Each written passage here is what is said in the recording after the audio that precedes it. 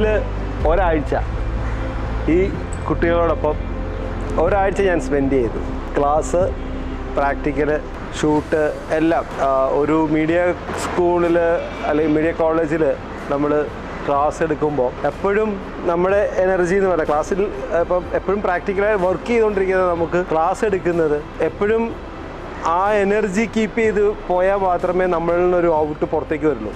അതായത് ശരിക്കും ക്ലാസ്സിൽ കുട്ടികളുടെ റെസ്പോൺസാണ് നമ്മളെ കൊണ്ട് നല്ല class എടുപ്പിക്കുക.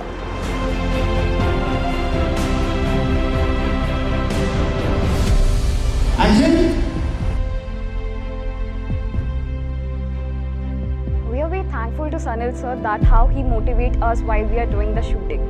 We done lots of mistakes, but he never get angry on us or never scold us on that things.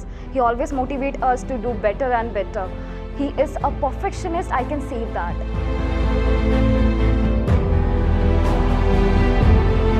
നമ്മുടെ കുട്ടികളുടെ ഒരു എക്സ്പീരിയൻസ് ചോദിച്ചറിഞ്ഞപ്പോഴാണ് ഏറ്റവും കൂടുതൽ സന്തോഷം തോന്നിയത്. കാരണം 4 ചുമരുകൾക്കുള്ളിൽ ഇരുന്നു കൊണ്ട് അവർ പഠിക്കുന്നതല്ല യഥാർത്ഥത്തിൽ മീഡിയ എന്ന് പറയുന്നത് എന്നൊരു സത്യം അവർ തന്നെ തിരിച്ചറിഞ്ഞു എന്നുള്ളതാണ്.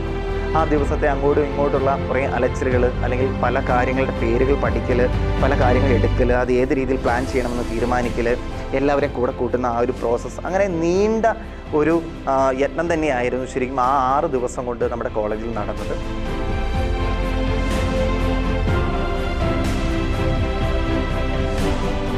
നമ്മുടെ പ്രിയപ്പെട്ട സനിൽ സാറിനും അതുപോലെ തന്നെ സാറിൻ്റെ ബ്രദർ, നമ്മുടെ ഫേമസ് ആയിട്ടുള്ള നമ്മുടെ സിനിമാറ്റോഗ്രാഫർ നമുക്കെല്ലാം അറിയുന്ന സജൻ സാർ, പിന്നെ അതുപോലെ തന്നെ നമ്മുടെ സനിൽ സാറിൻ്റെ ക്രൂ മെമ്പേഴ്സ് എല്ലാവരെയും ഈ സമയത്ത് ഓർക്കുകയാണ്. എല്ലാവർക്കും എല്ലാവിധ അഭിനന്ദനങ്ങളും അറിയിക്കുകയാണ്.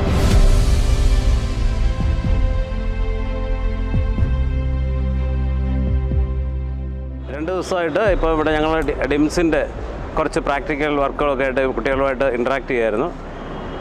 എനിക്ക് വളരെ നല്ല എക്സ്പീരിയൻസ് ആയിരുന്നു ഇവരുമായിട്ടുള്ള ഷെയറിങ്.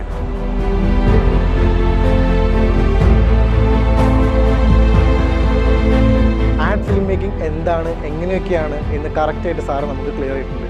നമ്മുടെ എല്ലാ ചോദ്യങ്ങൾക്കും ഉത്തരവായിട്ടായിരുന്നു സാർ ഇവിടെ വന്നിരുന്നത്.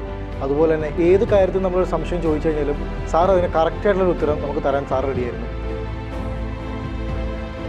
ദൈവത്തിന് നന്ദി പറയാം. 2 ദിവസം മഴയൊന്നും പെയ്തില്ല. മഴ പെയ്തെങ്കിൽ ഇതൊന്നും സമയത്ത് തീരില്ലായിരുന്നു. അപ്പോൾ ഇനി ഉച്ച കഴിഞ്ഞുള്ള സമയങ്ങളിൽ നിങ്ങൾ എന്തെങ്കിലുമൊക്കെ ക്യാമറയൊക്കെ എടുത്തിവിടെ ചെയ്യും എന്നെനിക്കൊരു പ്രതീക്ഷയുണ്ട്.